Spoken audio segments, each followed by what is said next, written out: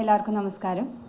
വേദിയിൽ എത്തിച്ചേർന്ന വിശിഷ്ട വ്യക്തികൾ, നമ്മുടെ സാംസ്കാരിക വകുപ്പ് മന്ത്രി Saji Cherian sir, Ajoy sir, Premkumar sir, Golda Sillam ma'am, Vijayakumar sir, K G Mohankumar sir, Prakash Sreedhar sir, Shrimati Kukku Parameswaran, Shaji sir, Madhupal sir, എല്ലാവർക്കും എൻ്റെ നമസ്കാരം.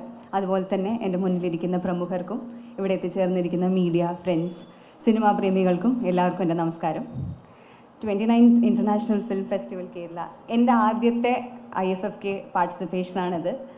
ഞാൻ ടി വിയിലും ഫോണിലും ഒക്കെ ഇതിൻ്റെ കഴിഞ്ഞ വർഷങ്ങളിലുള്ള അപ്ഡേറ്റ്സൊക്കെ കാണുമ്പോൾ വിചാരിച്ചിരുന്നു ഇതിൽ പങ്കെടുക്കണം. എൻ്റെ വലിയൊരു ആഗ്രഹമായിരുന്നു.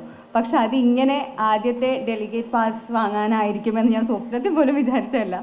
ഇപ്പോൾ ഷറഫ് പറഞ്ഞ പോലെ ക്യാമറ കാണുമ്പോൾ ഞാൻ സിനിമ പ്രൊമോട്ട് ചെയ്യുന്നു പറഞ്ഞാൽ എനിക്ക് ക്യാമറ കാണുമ്പോൾ വിറയലാണ് വരുന്നത്. സത്യം പറഞ്ഞാൽ ഇത്രയും പ്രസ്റ്റീജിയസ് ആയ ഒരു സ്റ്റേജ്, ഇത്രയും പ്രമുഖരുടെ മുന്നിൽ ഒരു സ്റ്റേജ് ഷെയർ ചെയ്യാൻ പറ്റുക എന്നുള്ളത് എന്നെ സംബന്ധിച്ചിടത്തോളം വലിയൊരു കാര്യമാണ്.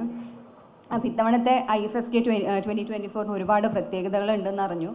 അതിൽ എന്നെ അട്രാക്റ്റ് ചെയ്ത ഒരു ഫാക്ടർ എന്താണെന്ന് വെച്ചാൽ, ഇത്തവണ ഒരുപാട് ഫീമെയിൽ ഫിലിം മേക്കേഴ്സിനെ അപ്രീഷിയേറ്റ് ചെയ്യാനും അവർക്ക് പ്രചോദനം നൽകാനും ഒരുപാട് എന്താ പറയുക ലിസ്റ്റിലും അങ്ങനെയാണെങ്കിലും തന്നെ ഇത്തവണത്തെ IFFK ചെയ്യുന്നുണ്ടെന്ന് മനസ്സിലായി. അതറിഞ്ഞതിൽ ഒരുപാട് സന്തോഷം. ഫിലിം ഫെസ്റ്റിവൽ നമുക്ക് എല്ലാവർക്കും അറിയാം, സിനിമ ഇഷ്ടപ്പെടുന്ന, ആർട്ട് ഇഷ്ടപ്പെടുന്ന എല്ലാവർക്കും സിനിമ എക്സ്പ്ലോർ ചെയ്യാനും ആർട്ട് എക്സ്പ്ലോർ ചെയ്യാനുള്ള ഒരു ഓപ്പർച്യൂണിറ്റിയാണ്. 13-ാം തീയതി തൊട്ട് ആരംഭിക്കുകയാണ്. അപ്പോൾ ഞാനും തീർച്ചയായും സിനിമ വന്ന് കണ്ട് വേൾഡ് ഓഫ് സിനിമ എക്സ്പ്ലോർ ചെയ്യുന്നതാണ്.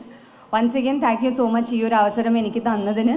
ചലച്ചിത്ര അക്കാദമിക്കും ഭാരവാഹികൾക്കും നമ്മുടെ കേരള ഗവൺമെൻറ്റിന് ഞാൻ എൻ്റെ നന്ദി അറിയിക്കുകയാണ്. Thank you so much.